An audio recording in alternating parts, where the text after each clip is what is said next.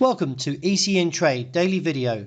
Before we begin, it should be noted that any advice is of a general nature only and that your personal circumstances have not been taken into consideration. Hello everyone, my name is Rob Clayton and thank you for joining me.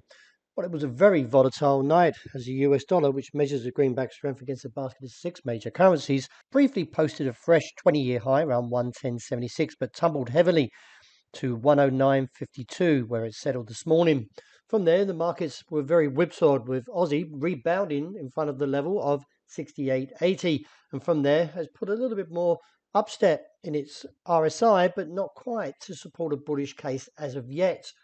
We still need to see further strength to come through to the Australian dollar, and if it can close above 67.55, then the market could look on towards 67.95 to 68.65.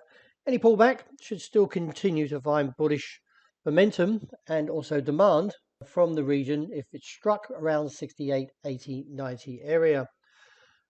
Later today, all eyes turn to the RBA Governor Phil Lowe's speech. Let's see what he has to reveal. Looking ahead, though, we still have US Fed Powell speech, and also we've got the ECB rate decision, which is widely expected to see a 75 basis point rate hike. This would lift their interest rates from 0.5 to 1.25, and no doubt we could see a little bit more whipsaw price action when it comes to the euro. Looking at the euro, we can see that the market did rebound very aggressively off that support level, which is at 98.80. And from there, the market has surged and recaptured the region around 100, which is parity. I still like to see further upward momentum increase due to the RSI breaking through the midway point. Does favour a further rise up to 100.65.75 and reassess from there.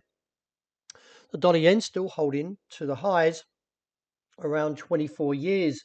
That is weaker to the yen, but the market seems to be struggling a little bit as it gets closer towards that top side around 146 that was posted here back in 1998 in July. In light of the pattern, I'm not a ball at all, and the fact is that we could see a very sharp downturn very, very soon. Last time we saw the RSI at this high, we saw the market plummet very aggressively for 2 days, and no doubt we could see that again. But I do expect possibly as well the Bank of Japan may conduct an intervention in the yen. That is, if the market continues to climb higher, anywhere towards that 146 area. Sterling's posted a very strong, as I would view it, a Japanese candlestick hammer. But from the bullish candle, we do need to see confirmation to support this signal. And if we can see a close that is above the region of 115.70, then I would feel that the market could correct itself further and look up towards the region of 116 to 118 as a potential target. As we headed closer towards that 1,680 level, the market found good demand, and from there has put it in a better position to see a further rally. That is, if we see a break above and close of New York of 1,719, this would put further step to the bullish case and look towards 1,727 to 1,739 and reassess. And finishing up with oil, the market dropped 5% overnight after taking out earlier the level of $86 a barrel. The market reached its downside objective, which was at 82.60.90, as the market crushes all the way and now puts a bit of a question whether we've reached the bottom. I would say that from the given pattern that we could see one more down test, and if we do see a close under $81, then that could see a view to $78 and reassess from there, as a correction could come back into play back to $90.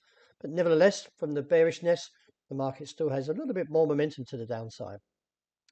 Well, that wraps it for the morning. Thank you very much for joining me. As always, look out for the intraday report. I hope you enjoy the great start to the day.